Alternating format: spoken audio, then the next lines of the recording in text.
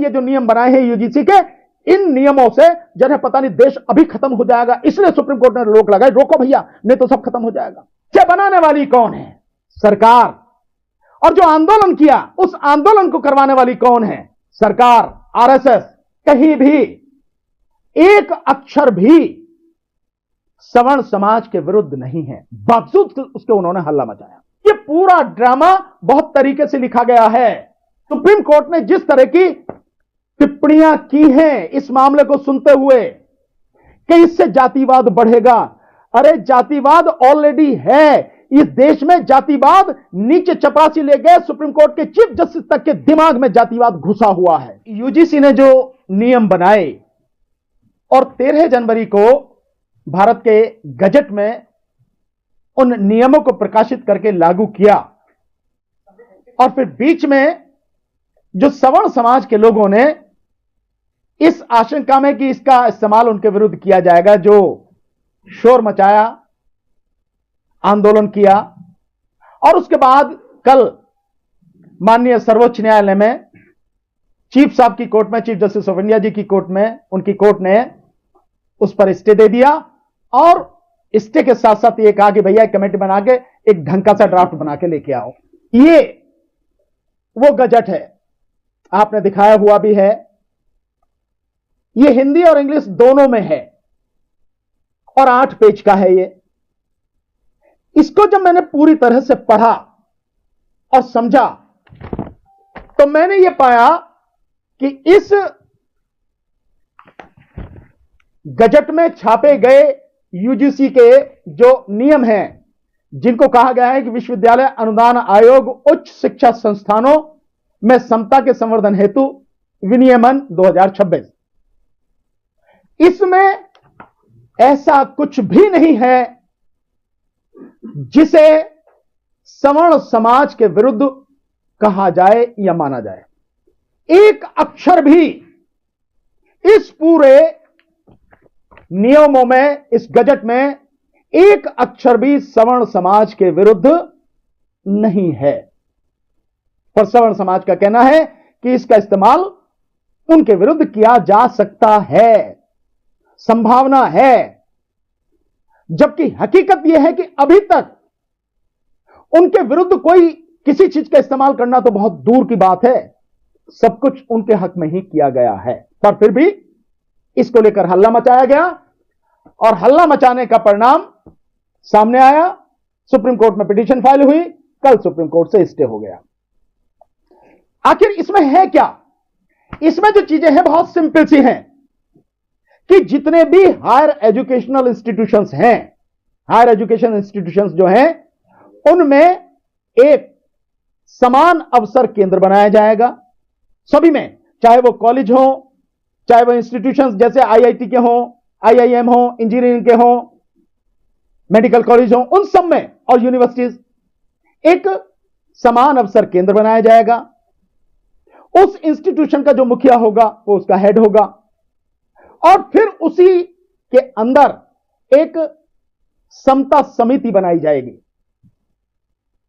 उस equity committee अंग्रेजी में जिसे बोलें, समता समिति बनाई जाएगी।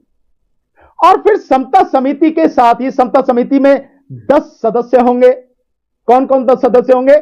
जो वो हायर एजुकेशन इंस्टीट्यूशन है, चाहे चाहे कॉलेज, चाहे इंस्टीट्यूशन और चाहे यूनिवर्सिटी, उसका जो हेड होगा उसका पदेन अध्यक्ष होगा। उसके अलावा 3 उसमें प्रोफेसर्स होंगे। उसके अलावा एक वहां का जो कर्मचारी हो, वो चपरासी से लेके एडमिनिस्ट्रेटिव ऑफिसर तक, उनमें से कोई भी एक व्यक्ति उसका मेंबर होगा, तो 5 हो गए। उसके बाद में 2 होंगे स्टूडेंट्स, 2 होंगे उसमें जो सिविल सोसाइटी के लोग हैं, और एक उनमें होगा जो समान अवसर केंद्र है। उस समान अवसर केंद्र का जो समन्वयक है, कोऑर्डिनेटर जिसको बोल रहे हैं, समन्वयक, वो समन्वयक कौन है? जिस भी इंस्टीट्यूशन में होगा उसका जो परमानेंट प्रोफेसर हैं या जो सीनियर प्रोफेसर हैं वो समन्वयक होंगे, वो उसके पदेन सदस्य सचिव होंगे। ये 10 लोग हैं। इसमें सिर्फ इतनी सी बात की गई है कि इनमें से एससी, एसटी, ओबीसी और फिजिकली हैंडीकैप और साथ में इकोनॉमिकली जो बैकवर्ड क्लास है ईडब्ल्यूएस, उनका प्रतिनिधित्व होगा। यानी आप मान लीजिए कि एक एक व्यक्ति इनका हो गया तो 5 तो ये हो गए। इसमें किसी भी एक का कहां इसमें जो है बहुमत है। अब रहे बाकी 5, तो इंस्टीट्यूशंस उनके जो हेड है, तो भाई 99% इंस्टीट्यूशन के हेड तो सवर्णी समाज के लोग हैं। इसके बाद चाहे वो कॉलेज हो, चाहे आईआईटी हो, आईआईएम हो या यूनिवर्सिटीज हो, यूनिवर्सिटीज के सारे वीसी जो है, वाइस चांसलर वही हेड होगा। तो वाइस चांसलर तो सारे के सारे आरएसएस के आदमी हैं। तो कौन है वो लोग? और जो प्रोफेसर बनाए जाएंगे 3, वो कौन है? और जो कर्मचारी जो नौकरी कर रहा है उस इंस्टीट्यूशन में कर्मचारी, उसकी हिम्मत है कि जो हेड के खिलाफ चला जाएगा। यानी 5 लोग बड़े आराम से निश्चित रूप से उसमें सवर्ण समाज के होंगे ही।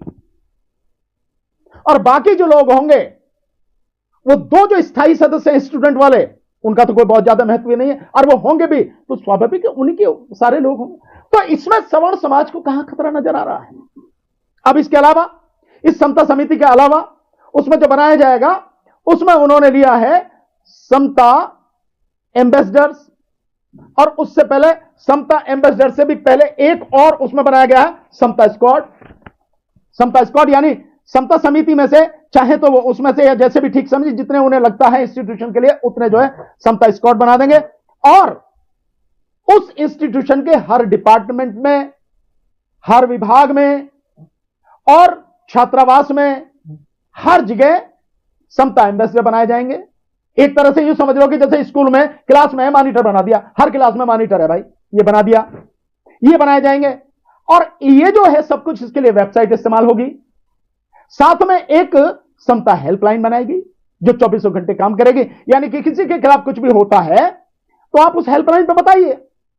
कहीं भी किसी के खिलाफ होता है, वो अपना नाम गुप्त रखना चाहे तो वो भी रख सकता है। और जैसे ही शिकायत आएगी, उस शिकायत पर जो समता समिति है 24 घंटे के अंदर उस समता समिति को उस पर मीटिंग बुलानी पड़ेगी, और 15 वर्किंग डे जो कार्य दिवस है 15, उनमें अपनी रिपोर्ट उसे देनी पड़ेगी, तैयार करके वो रिपोर्ट देंगे।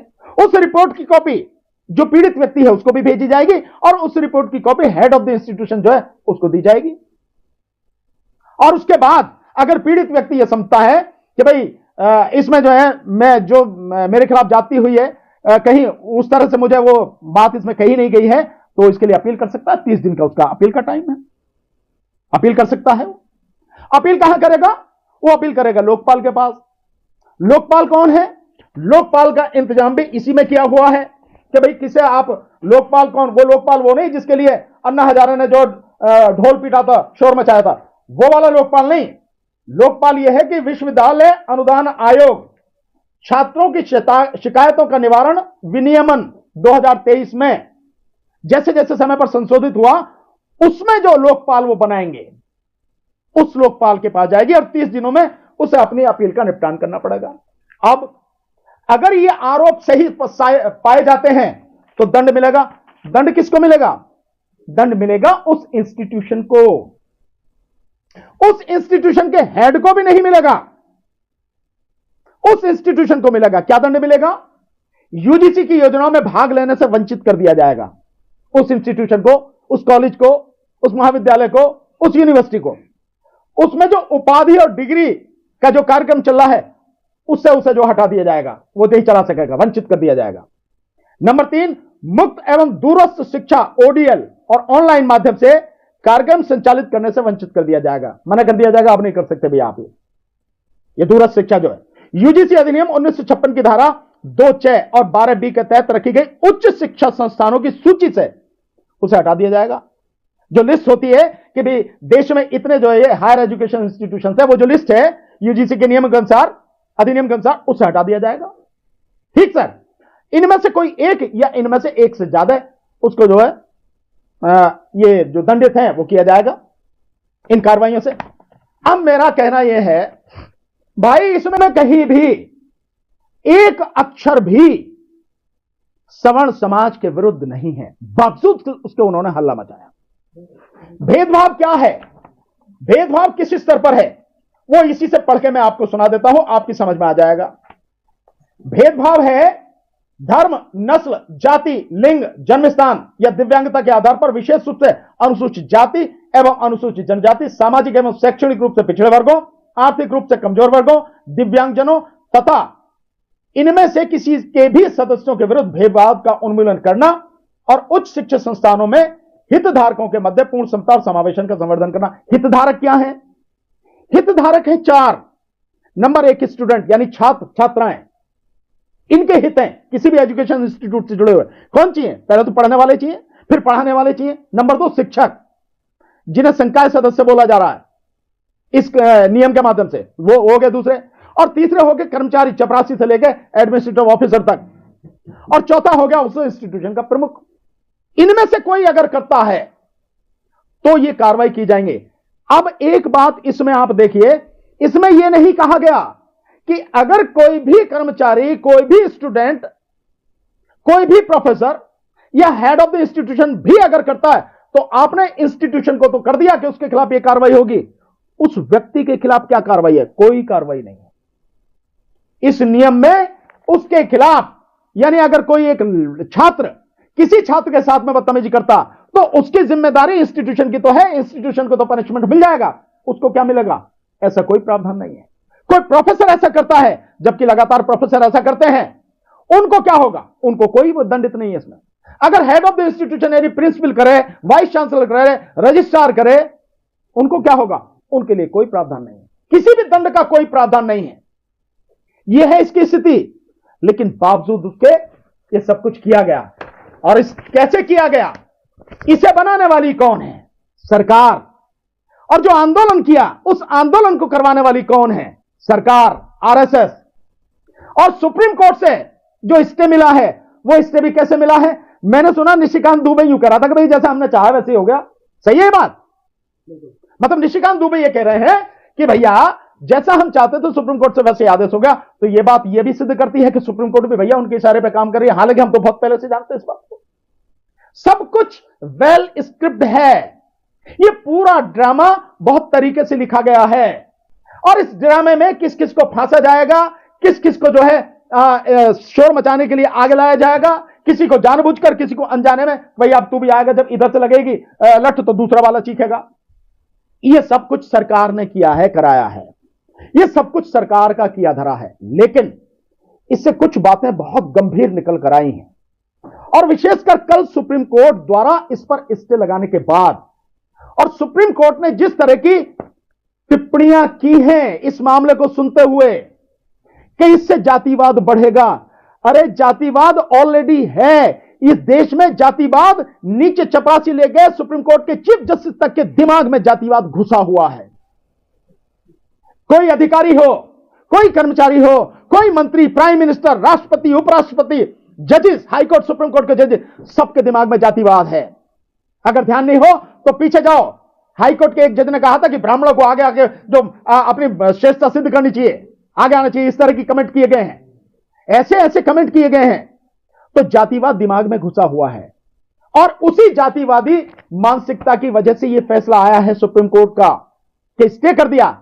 एसआईआर चल रही है, जो इस देश में आज की तारीख में सबसे बड़ा मुद्दा है, जो इस देश के संविधान को खत्म करने के लिए एसआईआर की जा रही है। मैं फिर कहता हूं, इस देश के संविधान को, भारत के संविधान को खत्म करने के लिए एसआईआर की जा रही है।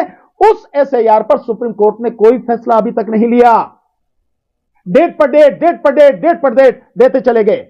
इतने सीनियर वरिष्ठ लोगों ने पिटीशन डाला, इतने सीनियर लोगों ने आर्गुमेंट किया, कोई इस पर फैसला नहीं है। बिहार के चुनाव हो गए, पूरे देश में अब एसआईआर शुरू हो गई। 10 राज्यों में, 9 राज्यों और 3 केंद्र शासित प्रदेशों में एसआईआर हो रही है। उत्तर प्रदेश में 2,89,00,000 वोटें काट दी गई। पूरे देश में 6.5 करोड़ वोटें काट दी गई। और आधे से ज्यादा देश अभी बाकी है। तो यानी तकरीबन 15 से 20 करोड़ वोटें काटी जाएंगी। सुप्रीम कोर्ट इस पर कुछ नहीं कर रहा। तमिलनाडु ने भी पिटीशन डाल दी, मैं पश्चिम बंगाल से भी पिटीशन डल गई। एसआईआर पर कुछ नहीं करा, जिससे संविधान खत्म होना है, जिससे संविधान खत्म किया जाएगा, जिसके माध्यम से। लेकिन इस पे तुरंत, इस पे ये जो नियम बनाए हैं यूजीसी के, इन नियमों से जिन्हें पता नहीं देश अभी खत्म हो जाएगा, इसलिए सुप्रीम कोर्ट ने रोक लगाई। रोको भैया, नहीं तो सब खत्म हो जाएगा।